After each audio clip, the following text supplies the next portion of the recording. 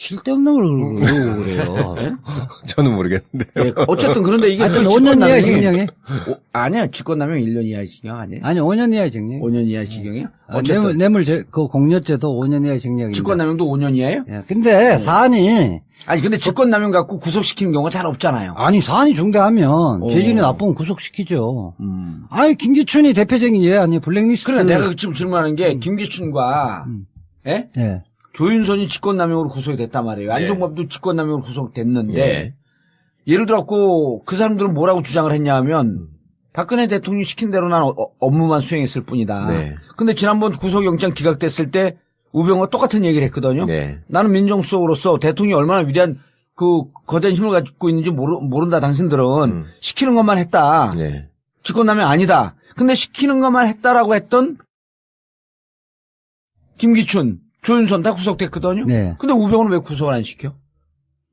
이제 구속 앞으로 이제. 되나요? 하겠죠. 저는 뭐, 우병우를 구속시키고 2기 특수본은 일단 자기들의, 과반 다 끝났다고 볼 가능성이 높다고는. 이게 지금 우병우를 구속시키지 않으면. 네. 이영렬, 김순환. 본부장, 김순환 검찰총장이 자유로울 수가 없는 거거든요. 예. 봐줬다고 일반 국민들 대부분 그렇게 생각하고 있거든요. 그리고 우병우는 김기춘하고 좀 달라요. 김기춘은 그 정윤회 문건 파동이 예. 그 애들이 자기까지도 쫓아내려고 하니까 뒤쫓아 해보라고 한 거 아니에요. 그랬다가 생각보다 힘이 센데 그래서 타협을 해버린 건데. 김기춘은. 예. 우병우 같은 경우는 이른바 문고리 산인민방에 간택된 사람 아니에요. 최순실 등을 해서 네. 이른바 동지적 관계고 그래도 그 김기춘은 내가 한가닥 했던 사람인데 쟤들이랑 어떻게 같이 같이 노냐? 그랬다 막상 부딪혀봤더니 센 놈들이야. 센 놈이니까 어허. 슬슬 피해버린 거죠. 예. 그렇기 때문에 실질적으로는 최순실의 국정농단에 우병우는 상당히 깊이 관여되어 있다는 것은 체감적으로 아는 거예요. 우리 유 판사님도 그렇습니까? 전 죄송한데 이 부분은 전혀 모르겠습니다. 잘 모르면 저렇게 얘기 안 하는 거야. 잘 모르는데 막 얘기하지 말고 감옥 가. 근데 되게 재밌는데요? 저 오늘, 우리 이 변호사님 말씀하신 내용 들으니까. 합리적으로 추론하면 그런 거예요.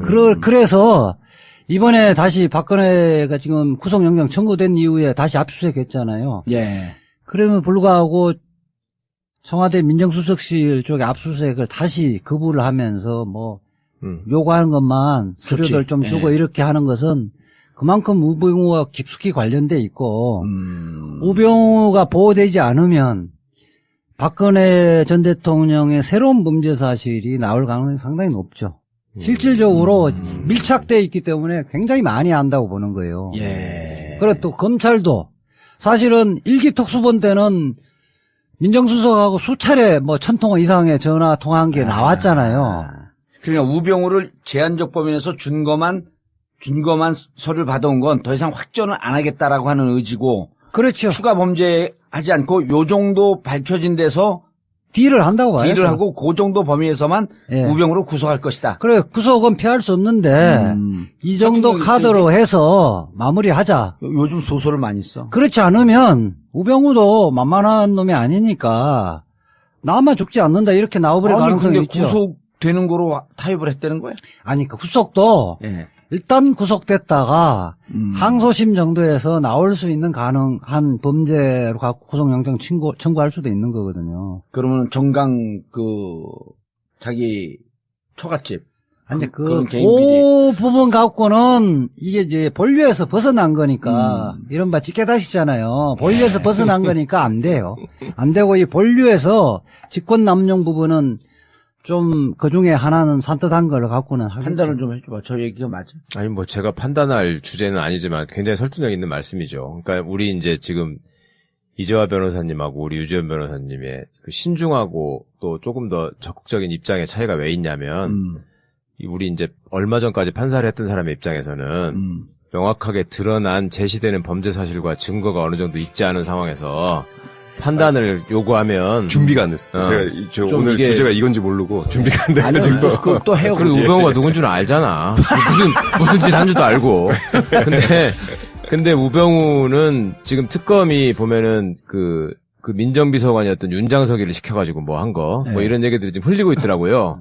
이거 과거에 영장 청구를 했을 때도 공무원들이 와가지고 수모당한 거 그런 것들이 다 진술이 포함돼 있었다는 거거든요. 예. 근데 이제 그때 영장이 기각됐을 때의 이유를 굳이 따져보자면 그런 진술들은 있었으나 청와대에 대한 조사나 압수수색이 없어가지고 뒷받침할 수 있는 물증, 수첩관이나 전화 같은 이런 게 없으니까 아까 이제 처음에 말씀하신 것처럼 법정형이 가벼운 범죄기, 낮은 범죄이기 때문에 판사 입장에서 그냥 쉽게 미우니까 발부한다고 해서 발부할 수는 없었던 면이 있을 수 있어요. 뭐 신중히 판단하는 게 맞는 면이 있는데 지금 우병우의 입장에서 생각을 해보자면 우병우 입장에서도 구속되는 게 낫다고 봐요, 나는. 버티다가 더 큰 혐의 사실을 그러니까 문제가 나오기 전에 어차피 정권은 바뀌는 것이고 예. 그러면 정권 바뀌는 검찰이 지금은 예를 들면 김수남, 이영렬이가 지가 시켜준 사람이니까 좀 싸게 칠 수 있다. 싸게 치거나 봐줄 수 있는 가능성이 일부라도 있지만 그럼 정권이 바뀌고 나서도 그러면 검찰이 우병우는 여전히 보호할 것이냐? 절대 그렇지 않거든. 그걸 누구보다 잘 아는 사람이 우병우 아니에요. 지가 정권이 바뀌면서 전직 대통령을 데려다가 그 짓을 한 놈인데 그런 놈들이 더 두려워하는 거거든, 원래. 지가 해봤으니까. 그래서 버티는 척 하다가 적당한 선에서 딜을 하고 확전을 시키지 않는 범위에서 들어갈 것으로 보인다. 그리고 밑에 있는 놈들도 지금 데려다가 조사를 했다는 거잖아. 민정에 파견 나왔던 애들을. 그래, 광주지검장도 데려다가 증언, 그렇죠. 윤모 검사가 땄다는 거 아니에요? 그건 부장검사고 지검장은 아닌데, 하여튼 그 사람들의 입장에서도 박근혜가 시퍼렇게 살아있고 다음에 홍준표가 대통령이 될 가능성이 있다 그러면 지네 미래를 생각해서라도 모릅니다. 그런 사실 없습니다 하겠지만 걔들은 앞으로 검사해야 되는 애들이에요. 계속.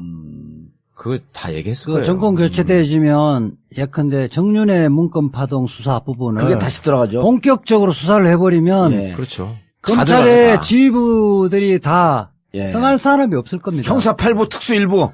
그러니까 이게 누른 거 이영렬. 그다음에 이 부분을 특검을 다시 실시하면 국민들의 공감을 다 얻는 거거든요. 그게 포인트다. 그러니까 국정농단을 그때 이 본격적으로 수사했으면 이 지경까지 안 왔다는 거예요. 예, 맞아요.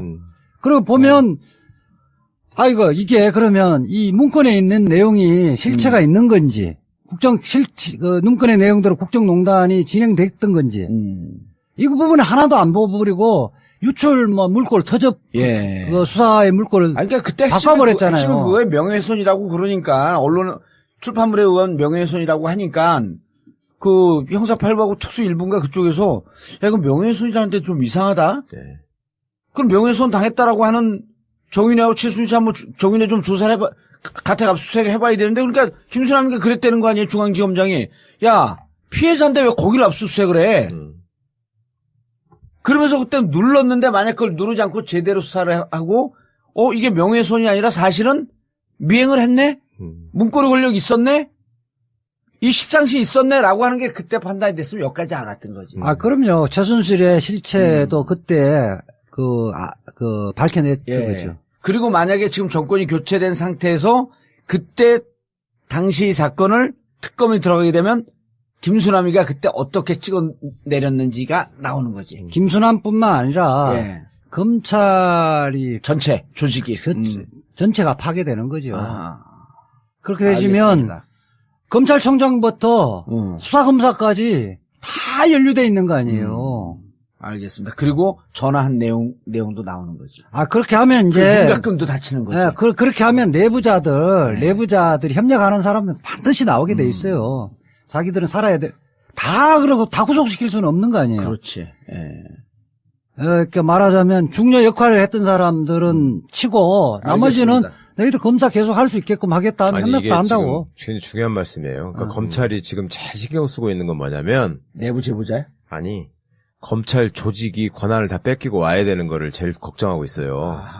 왜냐하면 나도 오늘사 그걸 확인을 했는데 지금 예를 들면 문재인 후보나 심상정 후보나 안희정 후보나 이재명 후보나 그다음에 유승민 후보나 그다음에 홍준표까지 있잖아요.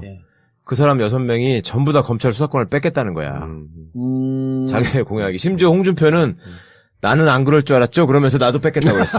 기소권 수사권을 분리하겠다. 분리하겠다. 홍준표도 저도 당해봤잖아. 그렇게 다 돼 있기 때문에. 수사권은 경찰로 넘어가는 거야, 이제? 이제 어떻게 하여튼 공수처도 수사청, 만들고. 기소청 형태로 원칙적으로 다른 한다는 거거든요. 거거든. 그러면 검찰은 기본적으로 정치적인 조직이기 때문에 애들 무슨 생각을 하냐면 정권을 잡은 사람들이 우리를 치려고 할 때 가장 좋은 소재가 뭐예요? 국민들한테 야 검찰 저놈들은 진짜 썩었다. 그러니까 저거를 다 해체 수준으로 개혁하지 않는 한 우리나라의 미래가 없다라는 걸 정권이 아젠다로 딱 내세울 거 아닙니까? 그럴 때 제일 좋은 소재가 야 봐봐 저것들 우병우도 지네끼리 봐주면서 구속 안 하잖아. 그다음에 두 번째는 뭐냐면 십상시 사건 때 총장부터 밑에 놈까지 줄줄이 쫙 꿰가지고 청와대하고 연락하면서 다 말아먹었잖아. 이거를 가지고 소위 특검이 됐건 그 당시에 검찰을 시켜서 수사를 하기 시작하면 그냥 와야 되는 거거든요. 그걸 알아 지네들이. 거기 다 당사자들이 있으니까. 그러니까 그 위험을 피하기 위해서라도 어떻게든 우병우는 죽여야 돼 얘들은. 우병우한테 가서 빌더라도